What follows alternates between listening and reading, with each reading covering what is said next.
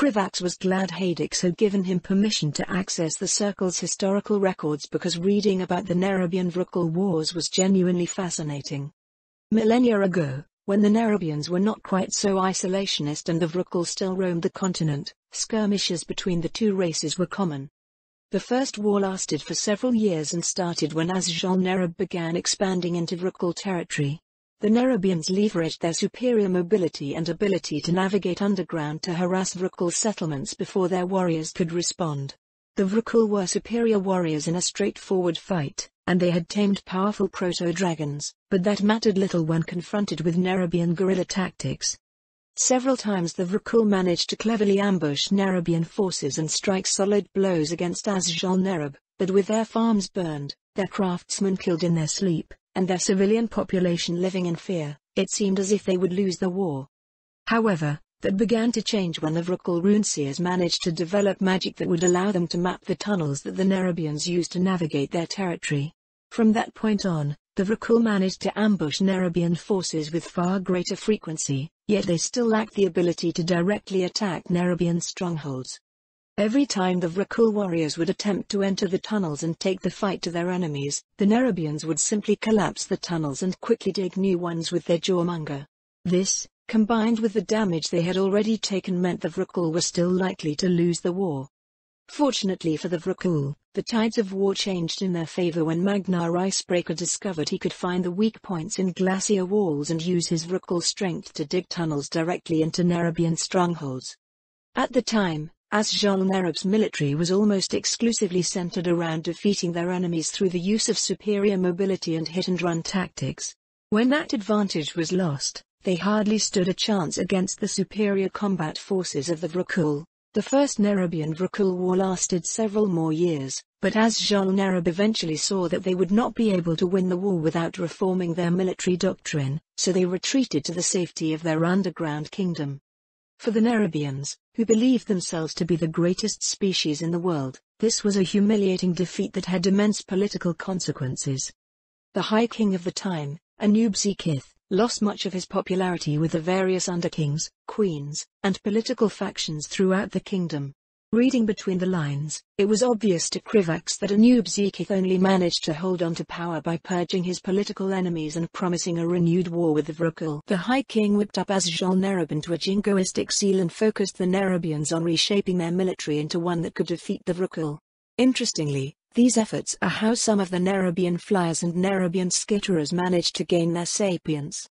When the leaders of Azjol-Nerub realized they needed to develop the capability to fight their enemies in head-on engagements, they struggled to find a way to do so. Simply put, the Vrukul warriors outclassed the Nerubian warriors to a tremendous degree. After all, the Vrukul spent their entire lives cultivating their strength and learning how to become better warriors. The only warriors amongst the Nerubians who could stand toe-to-toe with the Vrukul were the Spider Lords. Understanding that they could not overcome their enemies with quality, the leaders of Azjol-Nerub instead decided to overwhelm the Vrukul with quantity, a tactic their people were well suited for. However, a problem quickly arose. While the queens could produce large numbers of Nerubians, and those newly born Nerubians were able to be trained to an acceptable level within only a few years, they still could not sustain a swarm capable of overwhelming the Vrukul. The reason for this was simply that they did not have enough food. A baseline Nerubian had significantly more body mass than a human and required more food to sustain themselves as a result. Azjol-Nerub was able to sustain a large population due to careful planning and the use of magic to significantly increase the amount of food they could produce. In order to overcome these limitations, High King Anub-Zikith directed the queens to create a new caste of Nerubians that could be both produced in large numbers and required less substance. This was a difficult task for the queens, given the Nerubians they created still required a proportional amount of energy to sustain their biomass. Their efforts were mostly fruitless until Queen Zilnara the Fleshwarper stumbled upon a method to modify the Nerubian flyers and skitterers in ways that allowed them to subsist partially on magic. Previously, these templates of Nerubians had limited intelligence and were generally used for repetitive menial labor. However, after Zilnara's modifications, these Nerubians could be produced in large enough numbers to be useful to Azjol-Nerub's military. While intuitive magic allowed the Vrukul to rely on the quality of their warriors to fight back the Nerubians, the large quantity of Nerubians that the queens could now produce would prove to have a quality of its own. The only problems Azjol-Nerub faced in integrating the Nerubian skitterers and flyers into their military were due to their lack of intelligence. While the more intelligent castes of Nerubians were capable of controlling their less intelligent brethren, the non-sapient Nerubians simply weren't smart enough to execute complex battlefield maneuvers. Fortunately, the problem was easily solved by the queens granting sapience to the most capable members of the caste. The newly sapient flyers and skitterers were not only very capable of controlling and directing the rest of their caste, but they also developed a form of intuitive magic that increased their strength while leading a swarm. With this, Azjol-Nerub succeeded in forming an army that consisted of large swarms of Nerubian flyers and skitters, arachnothids, and baseline Nerubian warriors. The army would quickly overwhelm their enemies with their numerical superiority while the traditional Nerubian forces focused on ambushing vulnerable targets. After reforming their military, Azjol-Nerub might have succeeded in defeating the Vrukul in the Second Nerubian-Vrukul War, if they hadn't made a fatal mistake. For reasons that remained unexplained in the historical records, High King Anub-Zekith made the extremely foolish decision to attempt an assault on Uldaar with the intention of stealing its secrets. In a single day, a large section of the army that had been painstakingly prepared by Azjol-Nerub was destroyed by Uldaar's defenses, and the Vrukul immediately took advantage. Despite losing a large portion of their forces, the Second Nerubian-Vrukul War lasted for many years as the Nerubian flyers and skitterers proved their worth. Powerful Vrukul warriors would find themselves covered in innumerable skitters and proto-dragons would fall from the sky as flyers webbed their wings. Unfortunately for Azjol-Nerub, however, their efforts were made futile when Magnar Icebreaker entered the war with a large host of powerful Vrukul warriors. By then, Magnar was a legend to both the Nerubians and the Vrukul, which meant that the resulting shift in morale became a death sentence for Azjol-Nerub's war effort. The Nerubians suffered a series of humiliating defeats against Magnar that forced them to once again retreat to their underground sanctuaries, except this time the High King did not survive his failure. Anub-Zekith was immediately deposed and his successor instituted a series of isolationist reforms and propaganda campaigns that served as the basis for their current insular policy. For many centuries, Nerubians were completely banned from leaving the underground kingdom and all mention of Uldaar was purged from the records. The only reason Krivax knew that the location they had attacked was Uldaar, was because of his meta-knowledge. In the records, the location Anub-Zekith decided to attack is only referred to as a place of forbidden knowledge and artifacts. Reading Azjol-Nerub's propaganda was almost as interesting as reading about the war. It boggles the mind how the kingdom's leaders were able to successfully paint the surface simultaneously as a land of existential danger and pathetic life forms unworthy of consideration. Though I guess I shouldn't be surprised, back on Earth lots of regimes were not shy about painting their enemies as both weak and a grave danger. Krivax mused as he put away the historical documents Hadix had given him. I suppose I should just try to be grateful they've eased up on their isolationism enough for Hadix to get me permission to travel to the surface. For the past few months, Krivax had been studying as hard as possible to reach the requirements Vizier Hadix said he needed to reach before he would be allowed to seek out the surface races. While Krivax was a bit annoyed, he was still grateful he only needed to convince one vizier other than the city's government. Krivax spent the next few minutes reading the tome of introductory spatial magic that Hadix assigned him to study before he was interrupted by a loud sound coming from his chest. Flinching at the sudden noise, Krivax looked down to see the web he'd infused with a time-delayed alarm spell glowing brightly and releasing the noisy ringing sound. Crap. I forgot about my spar with Masrook.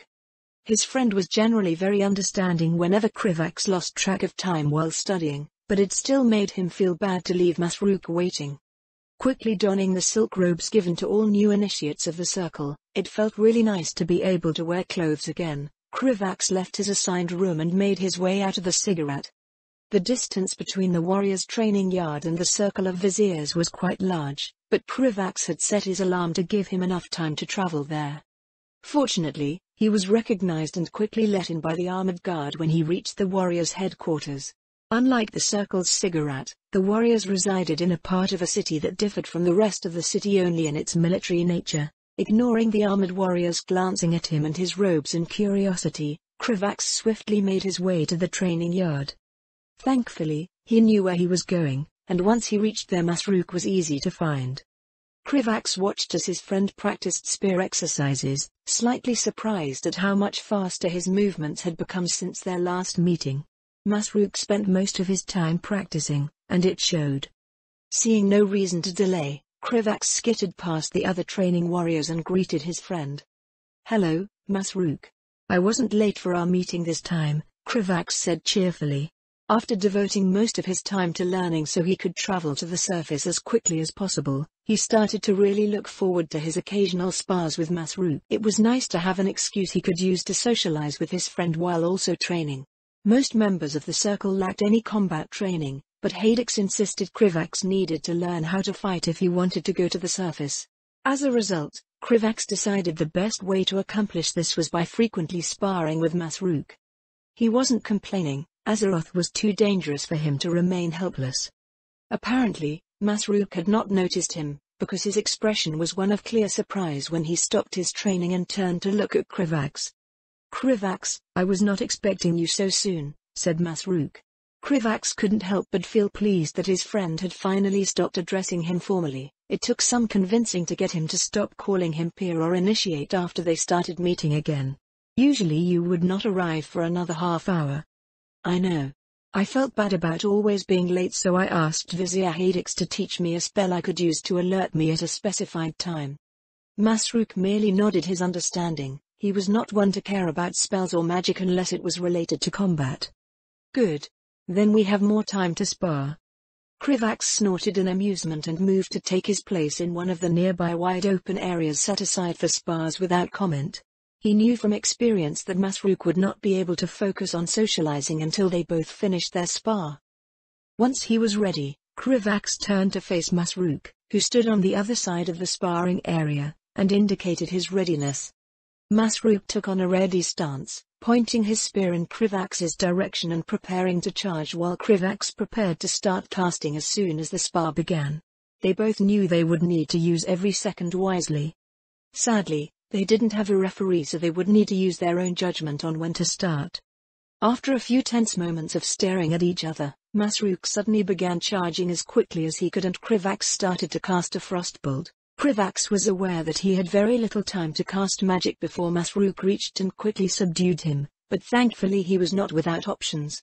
As Masruk charged at him with blisteringly quick speeds and swung his blunted blade at Krivax's side, three things happened simultaneously. First, Krivax finished casting his frostbolt, sending a projectile of frost into Masruk's side. The spell did not create any actual ice, but the frost magic carried a kinetic portion that caused Masruk to stagger. Second, a long string of silk was shot from Krivax's spinneret into one of the nearby walls, which he promptly used to pull himself away from the warrior. Third, Krivax threw a ball of silk, one which he'd imbued with a spell through spell weaving before the fight, at Masruk. Well, calling it a spell might be too generous. While spell weaving was powerful, it was a complex magical art that didn't just allow him to store whatever spell he wanted and use it whenever he felt like it.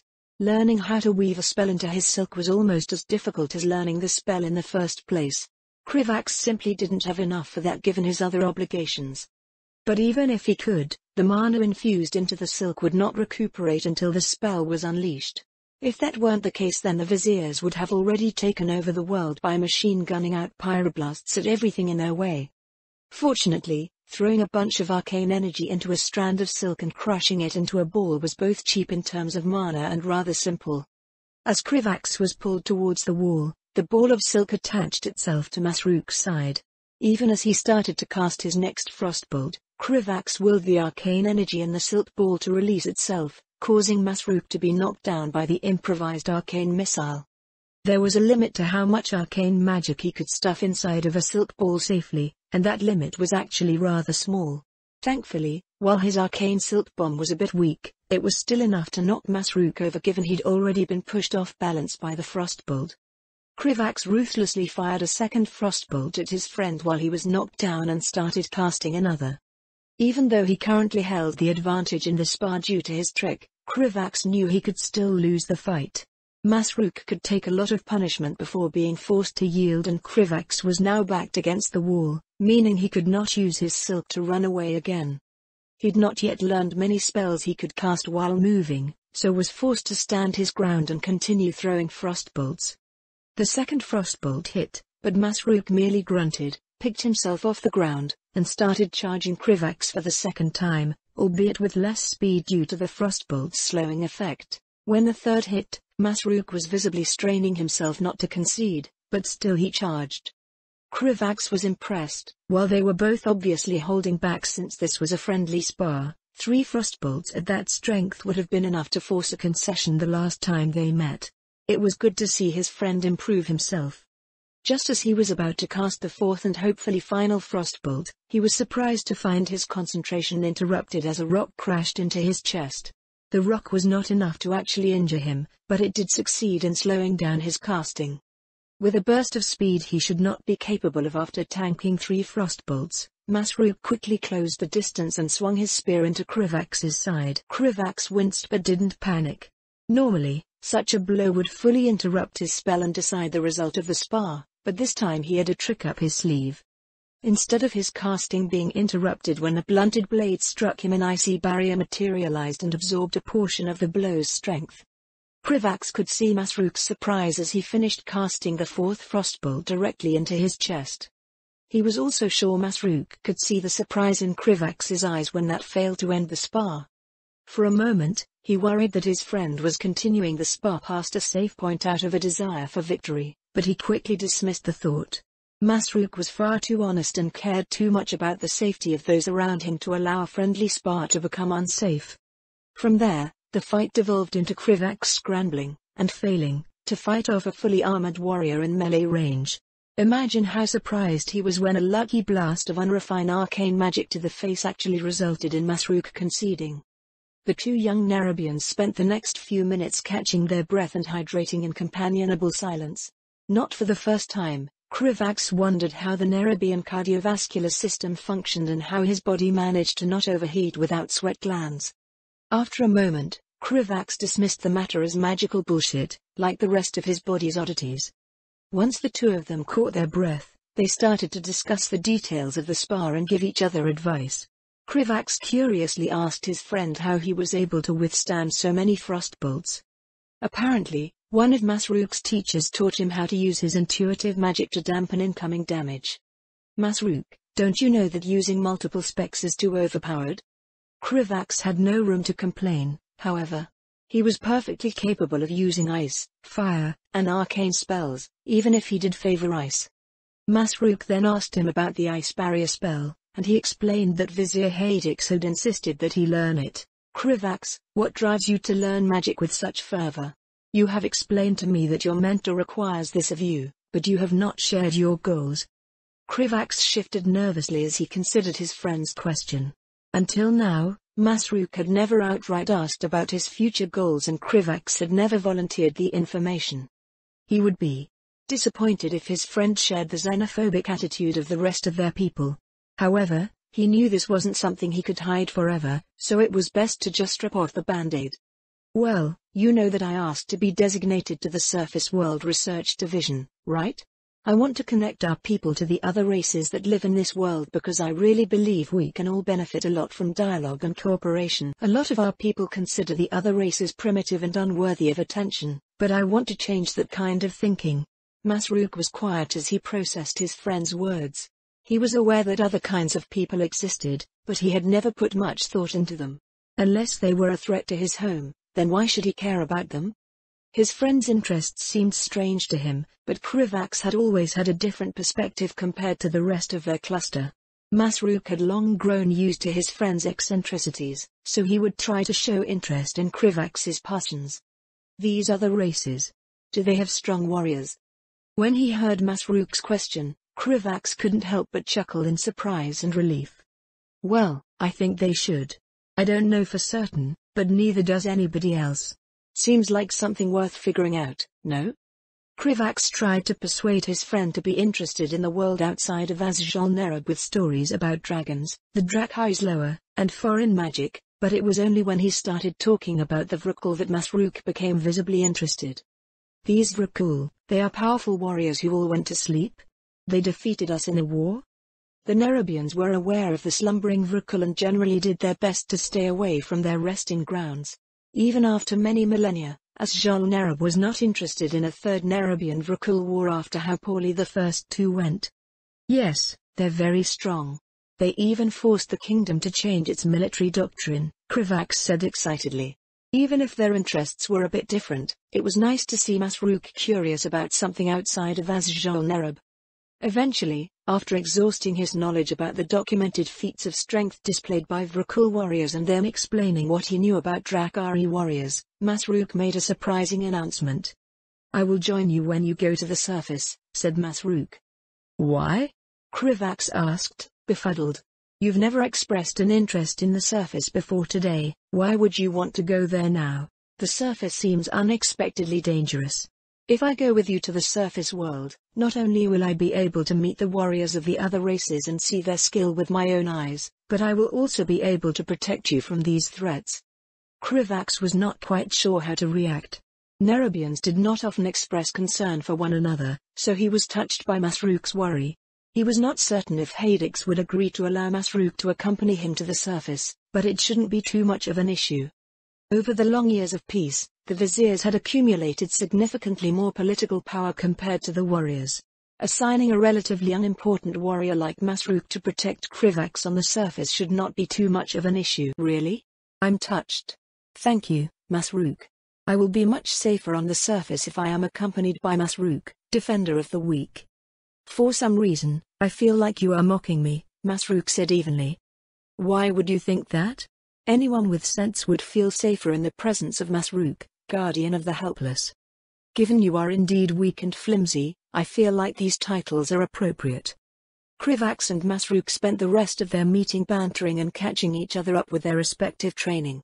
When Krivax left to return to his studies, he felt a little more eager to finally finish his training. He was very close to fulfilling the requirements Vizier Hadix set out for him to be permitted to travel to the surface. Krivax was already motivated to learn as quickly as possible by the threat of the Lich King, but now that his friend wished to join him, he was feeling even more impatient to finally set foot outside the underground kingdom for the first time. I wonder how Masruk will react when he sees the sky. Krivax focused every bit of willpower he possessed into maintaining the ice barrier between him and the steady onslaught of incoming arcane missiles. Vizier Hadix had already evaluated his comprehension of magical theory, general surface world knowledge, and combat. Thankfully, he'd met the Vizier's standards in all these topics. After Hadix decides his ice barrier is sufficiently durable, then there is only one more thing he needs to do before Hadix would allow him to go to the surface. That's if my ice barrier is actually good enough. I don't think I'll be able to hold this for much longer. Krivax channeled as much arcane magic as he could handle into his barrier while simultaneously altering it into ice. His pride was more than a little hurt by the bored expression on Hadix's face as he casually cast arcane missile after arcane missile without pause. Krivax could feel the confidence he'd gained since joining the circle diminish with every lazily cast spell he struggled to defend against. Finally, the barrage proved too much and Krivax let out a shocked cry as the ice barrier shattered to pieces. Fortunately, the arcane missile he half expected to smash into his face never came. Adequate, said Hadix, lowering the single hand he'd previously been using to cast. Protective magics are the singularly most important kind of magic for any mage who expects to find themselves in a combat situation. Your ice barrier is sufficiently powerful to ensure you do not die the moment you reach the surface. I am now confident the resources I've invested in you will not be needlessly wasted. Krivax took a moment to catch his breath before responding. Thank you, Vizier, said Krivax, bowing to the older Nerubian. I am grateful for the opportunities I have been granted and I will strive to prove myself worthy of these privileges. Even if Hadix only favored him with the intention of furthering his own interests, the Vizier's assistance had been invaluable to Krivax. There was no way he would have been able to learn as much as he had in such a short amount of time without his help. Both personal instruction and access to otherwise inaccessible stores of knowledge, combined with constant studying, placed Krivax far ahead of where he would be without the Vizier's assistance. Humph. We shall see. Now that you have demonstrated your capacity to survive on the surface, you will now explain your plans and intended goals. Which of the surface races do you intend to approach? How shall you gain their trust, and what do you intend to gain from this endeavor? I intend to approach the Tuscar, Vizier Hadix, Krivax said with confidence. He knew Hadix was likely already aware of his choice since Krivax had spent much of his time trying to learn the Tuscar language. It was fortunate that several centuries ago, a member of the Surface World Research Division had grown curious enough about the walrus people to study them. Sadly, she eventually lost interest in the Tuscar and turned her attention to other research projects. Be sure to remember the limited lifespans of the other races. Initiate. It is likely their language has changed notably since our division last researched the creatures, lectured Hadix, confirming that he was keeping track of Krivax's studies. While the lifespan of a baseline Nerubian was only as long as the lifespan of a human, the viziers, spiderlords, and queens could all live for a few millennia. Krivax did not believe the language would have drifted too much over the past few centuries. His difficulties in communication would more than likely stem from simply not knowing enough of the language. Thankfully, while translation spells were far too advanced for Krivax to learn at his current skill level, Hadix had been kind enough to offer his assistance. The vizier had promised to give him an artifact that would be capable of translating his intentions, even if the specific meaning were unable to pass the language barrier. Given you are able to properly communicate with the Tuscar, how will you gain their trust? It has been noted over the years that many of the surface races find our appearance to be intimidating. Well, yeah. I think anyone with sense would be terrified if they saw a giant spider person. It was noted by the most recent vizier to study the Tuscar that their culture holds a particular reverence for the concept of fishing. When I approach them, I intend to offer a fish as a sign of good faith, said Krivax. When he said the word fishing, he used the Tuscar word for the concept, because the Nerubian language did not have its own equivalent. Fishing? Hadix questioned, pronouncing the foreign word perfectly on his first try. Damn centuries-old wizards and their absurd intelligence. It is a Tuscar word describing the act of hunting aquatic creatures, primarily for sustenance, but it is also an action that holds great significance in their culture, Krivax explained.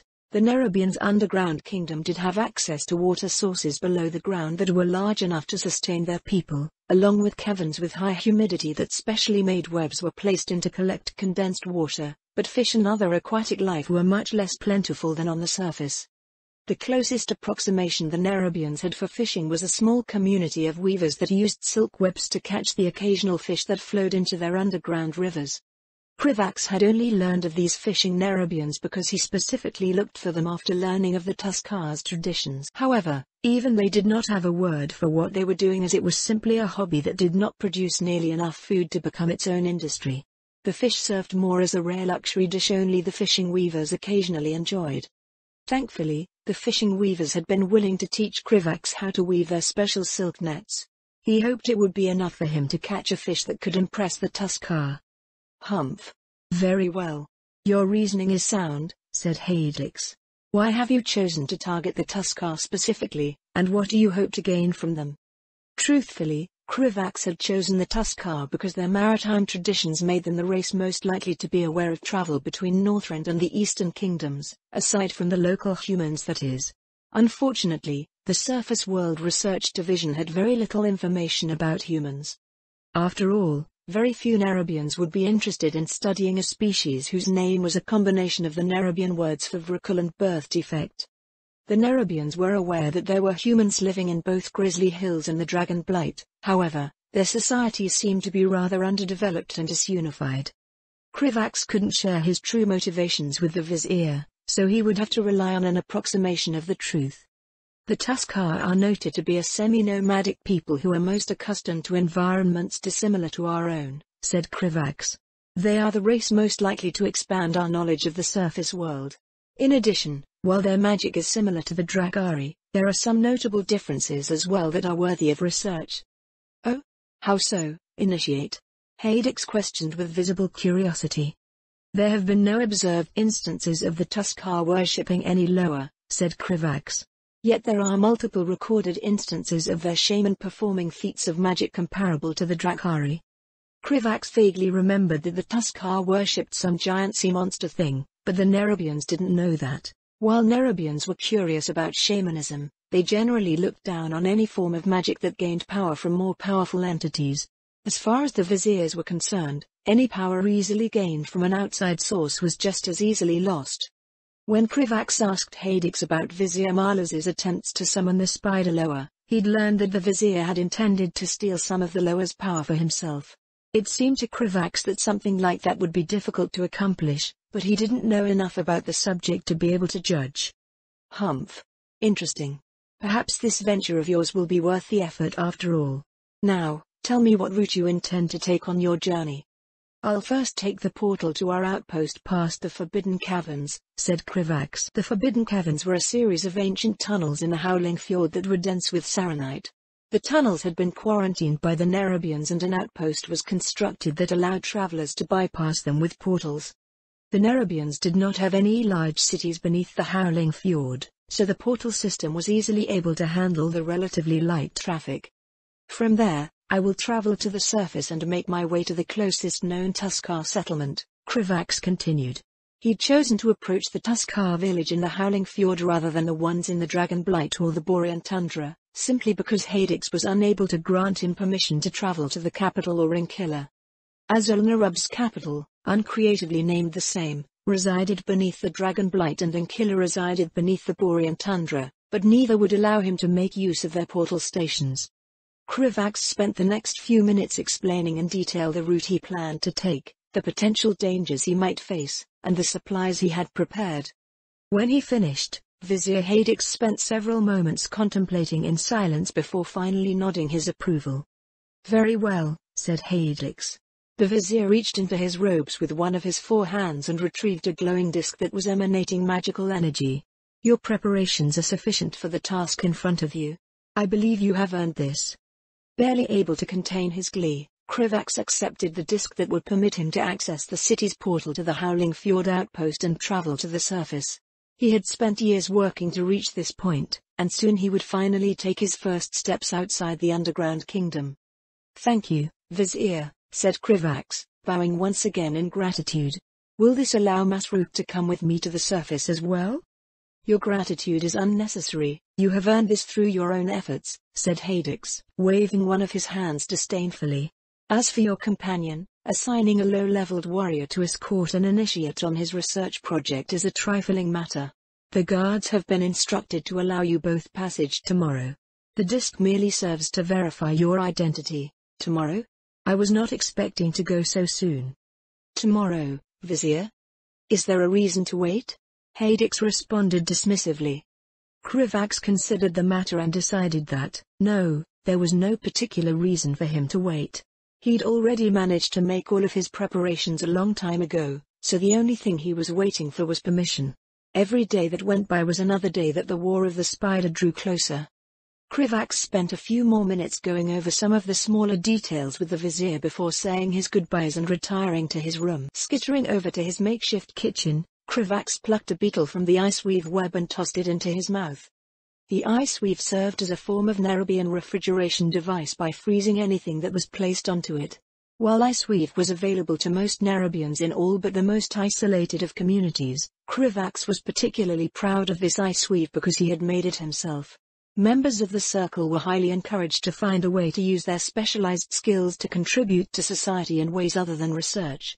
This could be done in many ways, whether it be through alchemy, enchanting, or other such specialized magical professions. Instead of picking one of these, Krivax had chosen to learn magical silk crafting for the simple reason that it was the least time-consuming profession that was available to him. There was also the fact that being able to produce silk with fantastical properties that could be turned into magical items was very useful. Krivax placed an assortment of insects onto the flame weave web and decided it would be a good idea to sort through his prepared supplies while he waited for his dinner to heat up. Frozen beetles were a tasty snack, but the rest of his meal would need to be heated before he could eat it. Krivax opened up the spatial bag he had spent several weeks of his salary to purchase. The bag contained food, notepads, troll blood regeneration potions, a large knife, and a variety of different tools he would need for his journey. Krivax reached into his robes and placed the artifacts he had been given by Hadix into the bag. These artifacts included the identification disc, an emergency communication device, and the artifact that would translate his intent. The scent of freshly warmed insects interrupted his organizing, and Krivax put away the supplies before skittering over to the flame weave web so he could enjoy his dinner. After he finished eating, Krivax considered going to visit Masruk so they could talk about their journey, but ultimately decided against it. Masruk would have already been informed by the warriors that he would be escorting Krivax tomorrow, and anything else they needed to talk about could wait until he woke up. Krivax looked at the messy stack of books sitting in the corner of his room. Normally he would still be studying around this time, but he would need to be well rested for the coming day, so it would be best if he went to sleep early. Krivax climbed onto his sleeping web and allowed the silk's enchantment to wash over him, causing him to instantly feel drowsy. With a wave of his hand, Krivax caused the illumination stones embedded in the ceiling to cease emitting light, plunging the room into darkness. Krivax fell asleep only a few moments later while still thinking about the coming day and the challenges that awaited him.